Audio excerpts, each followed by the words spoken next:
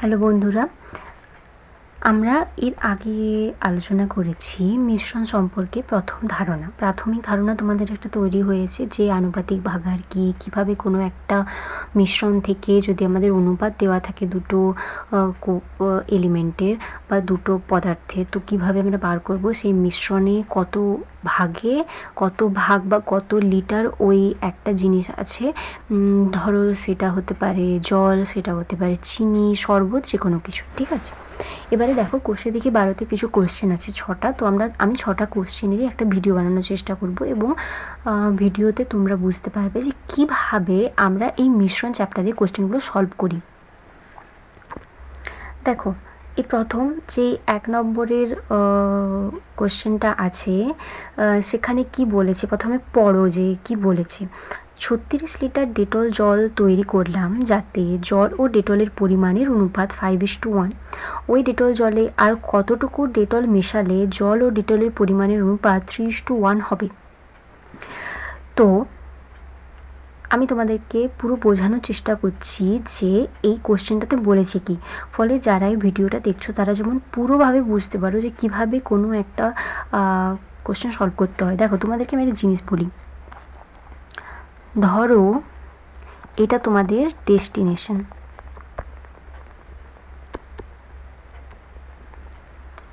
আর এটা তোমাদের ঘর। এই ঘর থেকে এখানে যেতে হবে।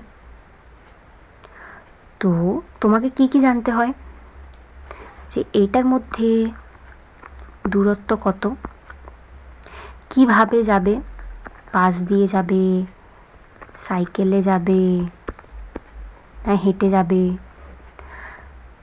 সেই হিসেবেই কোনো একটা যে ম্যাথের কোশ্চেনে যে কোশ্চেনটা দেওয়া থাকে সেটা দেখে বুঝতে হবে যে আমাকে উত্তরে পৌঁছাতে গেলে আমার কি কি দরকার। কেমন? এবারে দেখো,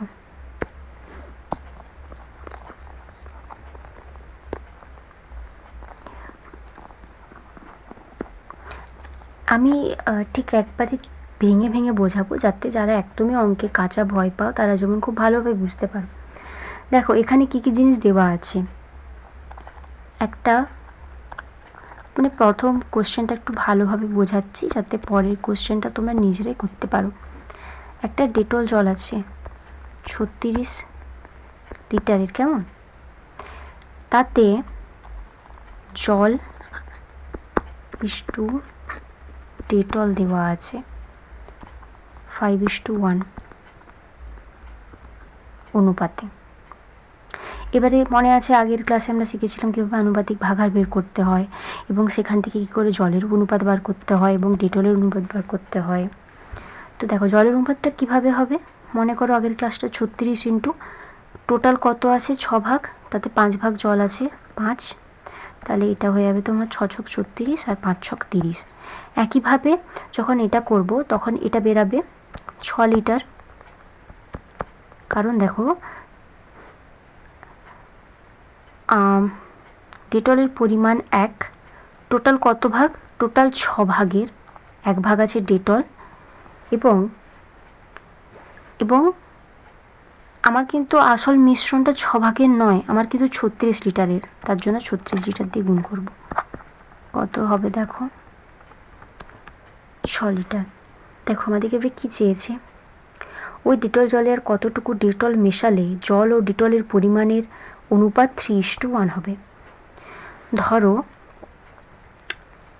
আমরা ডেটল মেশাবো x, ডেটলের পরিমাণ কত ছিল 6, 6 প্লাস এক্স ইস্টু, আমরা তো জলটা যেমন ছিল ওইটাই রেখে দিয়েছি 30, তখন জল ও ডেটলের পরিমাণ হবে 3:1। দেখো এখানে কিন্তু জল ও ডেটলের বলা আছে, আমার ডেটল এটা জল, তাহলে 3:1, এটাকে আমি ঘুরিয়ে লিখে দিচ্ছি 1:3। কেমন? এবারে দেখো কোথাটায়, এখানটায় দেখায়।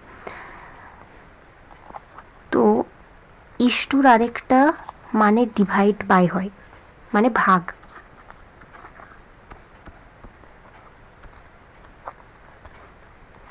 তোমরা কোনাকুনি গুণ করতে জানো? কোনাকুনি গুণ করব।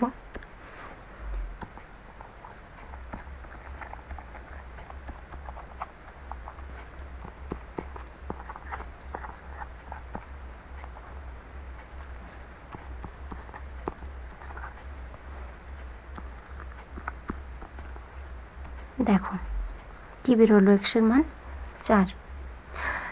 তাহলে 4 লিটার ডেটল মেশালে অনুপাতটা কত দাঁড়াবে? অনুপাত হবে জল ও ডেটলের অনুপাত 3:1 হবে জল ইস্টু ডেটলের। কেমন? এটা প্রথম কোশ্চেন ছিল, তো এটা আমি খুব ধীরে ধীরে বুঝেছি। তোমরা যখন পরীক্ষায় করবে তোমরা তো তখন বলে বলে করবে না, তখন তোমরা তাড়াতাড়ি হয়ে যাবে। এইভাবে করবে, এইভাবে মনে রাখবে যে তোমার কাছে কি আছে এবং আমার ডেস্টিনেশনে পৌঁছাতে গেলে আমার আর কি কি লাগবে সেটা কিভাবে বের করব, এটা মাথায় রাখলে সবসময় সব কোশ্চেন হবে। ঠিক আছে, এর পরের কোশ্চেনটা আমি নেক্সট ভিডিওতে করব, কারণ এটা তো 5 মিনিটের হয়ে গেল, আমি ছোটো ছোটো ভিডিও বানাচ্ছি, তো পরের ভিডিওটা দেখো তার জন্য।